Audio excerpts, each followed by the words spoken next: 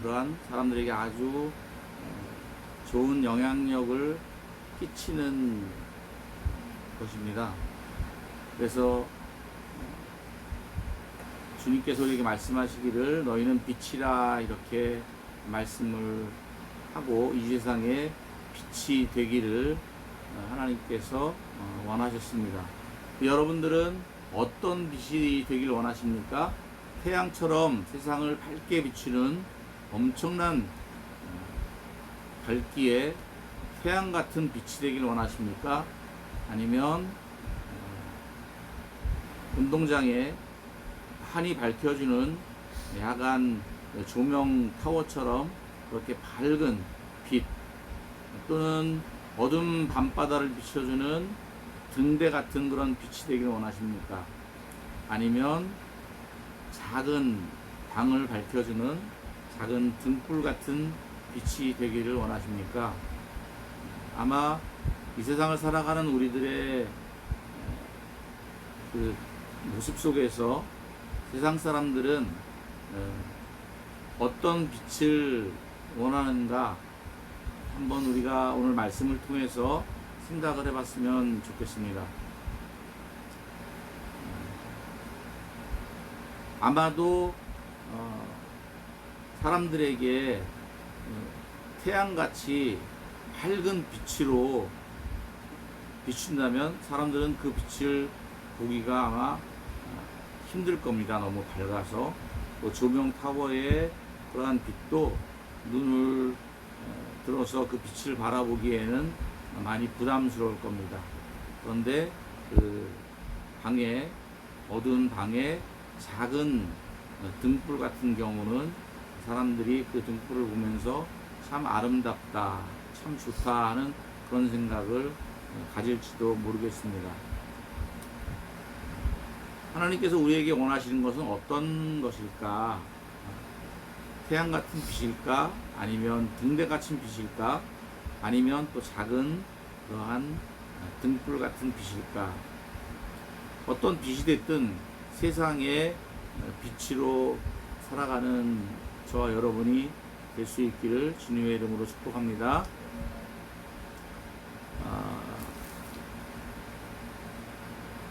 겟세마네 기도라는 것을 여러분들 들어보셨을 겁니다.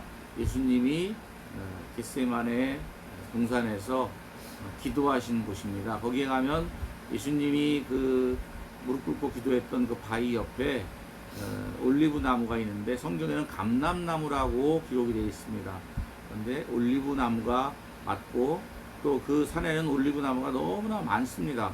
그래서 거기에 올리브를 갖다가 이제 짜서 기름을 짜는 기름 짜는 곳. 그래서 그 겟세마네라고 하는 원뜻은 기름 짜는 곳을 말하고 있습니다.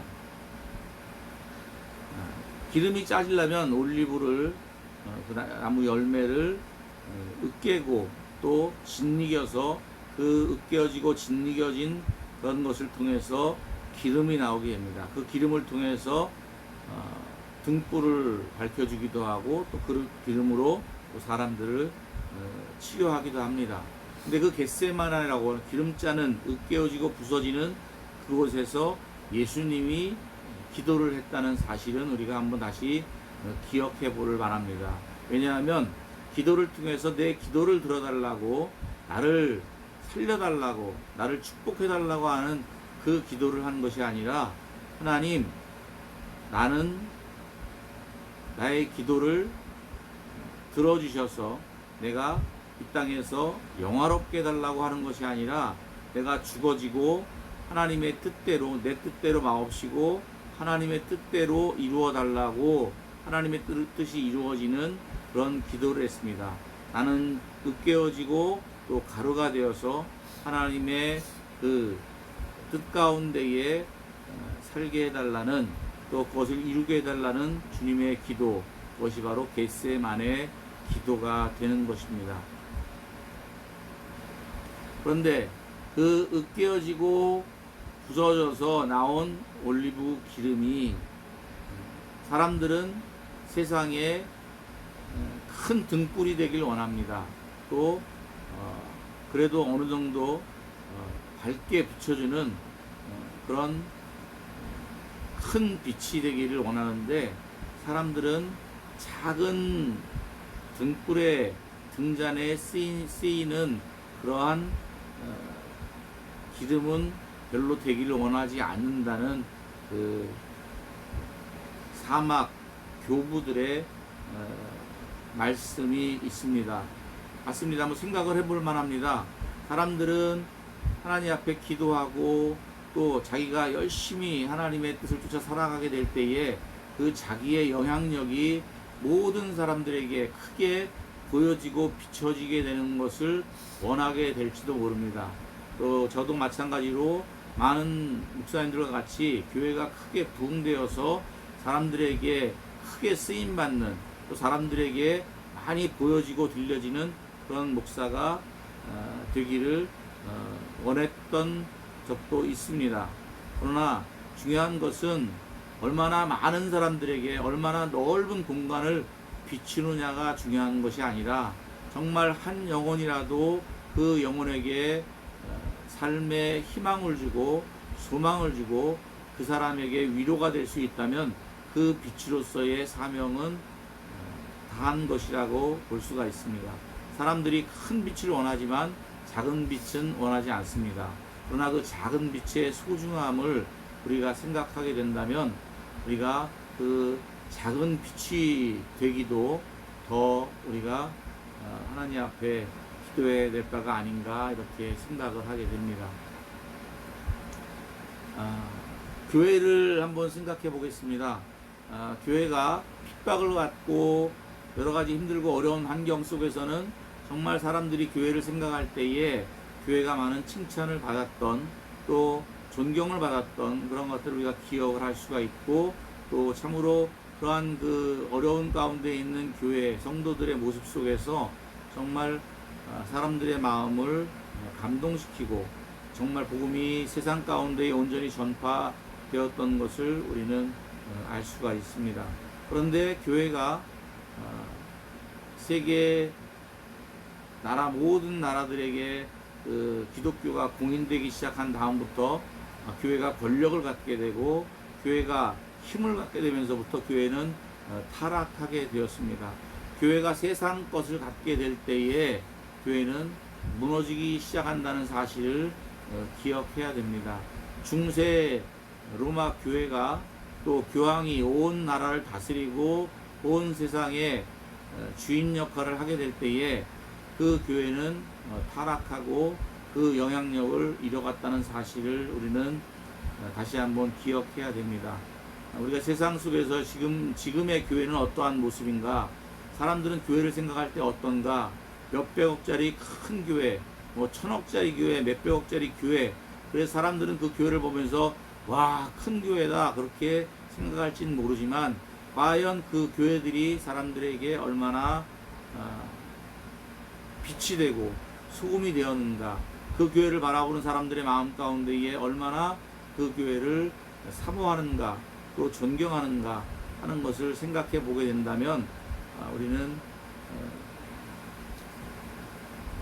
물음표를 아마 생각하게 될지도 모릅니다.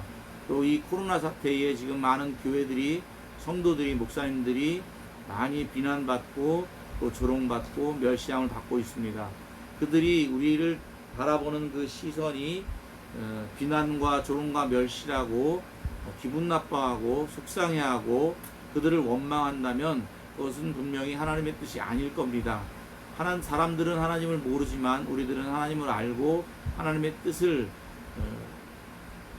알기 때문에 그 하나님의 뜻을 온전히 분별해서 세상을 향한 하나님의 그 뜻을 잘 전할 수 있기를 우리가 하나님 앞에 기도해야 될 줄로 믿습니다.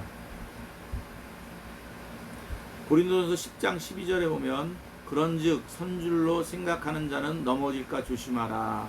예, 하나님의 은혜와 축복 속에 믿음이 견고해지고 하나님의 복을 받아서 정말 이 세상의 삶도 영화로워지고 모든 것이 갖춰졌을 때에 마저 나는 이렇게 해서 올바로 섰어, 그렇게 생각하는 자들, 그렇게 생각하는 교회들이 넘어질까 조심하라고 하신 사도 바울의 말씀, 주님이 우리에게 주신 그 교훈을 다시 한번 생각하게 된다면 이렇게 우리나라 교회가 부흥되고 세계의 큰 교회들로 가득 차게 되고 또 교회 성도들이 복을 받아서 물질적으로도 큰 그 복을 받는 그 윤택한 그러한 삶을 살아가게 될 때에 우리가 정말로 넘어지게 될 것을 조심하면서 하나님의 뜻을 온전히 실천해 나간다면 우리가 세상 사람들로부터 다시금 그들에게 존경을 받고 칭찬을 받는 그러한 교회들이 되지 않을까 생각을 합니다. 교회는 세상 것을 가지고 세상 사람들에게 나아가서는 절대로 안 됩니다. 우리 교회의 힘과 우리 교회 교인들의 숫자와 우리의 가진 능력을 가지고 세상 사람들을 억압하려 한다면 사람들은 교회를 멸시할 겁니다. 그들의 마음을 전혀 감동시킬 수도 없습니다. 교회는 하나님의 말씀으로 채워져야 되고 그 하나님의 말씀이 이루어지는 교회가 될 때에 사람들은 그 말씀 속에서 빛을 보게 될 줄로 믿습니다. 그리고 교회는 기도를 통해서 하나님의 성령으로 충만하여 하나님의 뜻을 깨닫고 하나님의 능력에 힘입어 세상 가운데 나아가 희생과 사랑으로 그들을 대할 때에 사람들은 교회를 통해서 예수 그리스도를 알게 될 줄로 믿습니다.